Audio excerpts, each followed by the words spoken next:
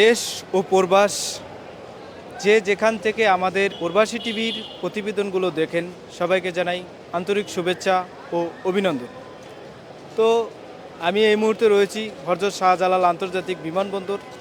কথা বলবো বিদেশগামী এক ভাইয়ের সাথে। তো আসসালামু আলাইকুম ভাই। ওয়ালাইকুম সালাম। কি অবস্থা ভাই, ভালো আছেন? জি আলহামদুলিল্লাহ। ভাই আপনার হোম ডিস্ট্রিক্ট? আমার হোম ডিস্ট্রিক্ট ব্রাহ্মণবাড়িয়া, কসবা। আমার কসবা থানা, গ্রাম বাদুর। আপনার নামটা? আমার নাম তরিকুল ইসলাম সাইমন।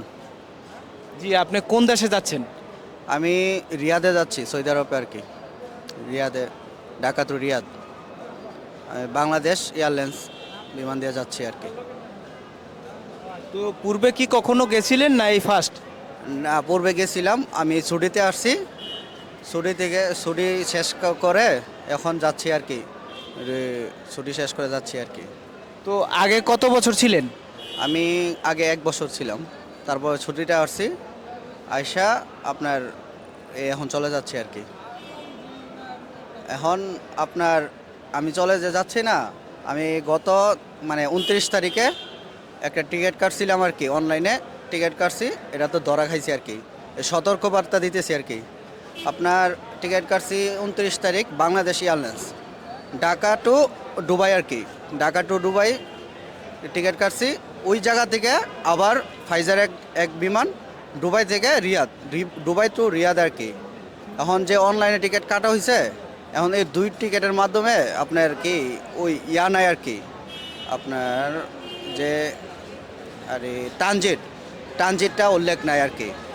এই জন্য আমার টিকিটটা মারি গেছে আর কি।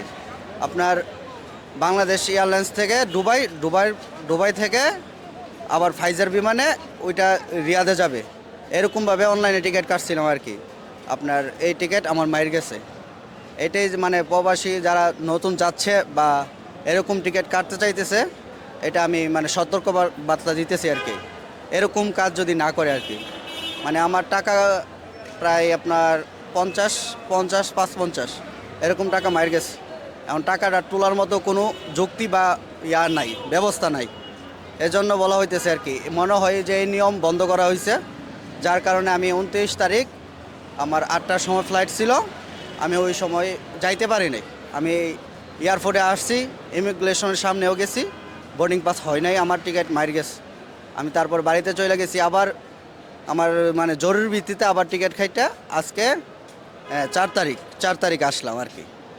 এটাই আমি মনে করেন সব যত প্রবাসী ভাই আছে, নতুন যাচ্ছে বা পুরাতন, এরকম যারা অনলাইনে টিকিট কাটে বা এরকম টিকিট কাটে, এটা যদি না কাটে আর কি, সতর্কবার্তা জানানো হচ্ছে আর কি আমার পক্ষ থেকে। এটা বলে আমি শেষ করলাম আর কি। ধন্যবাদ প্রবাসী টিভিকে এতক্ষণ সময় দেওয়ার জন্য।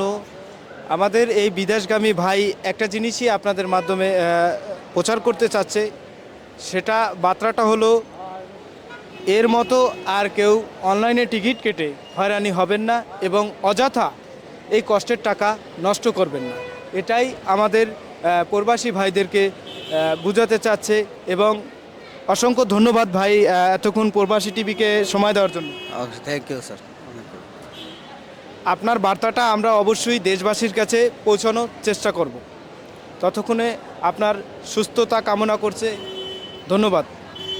ধন্যবাদ। ভালো থাকবে, আপনিও ভালো থাকবেন।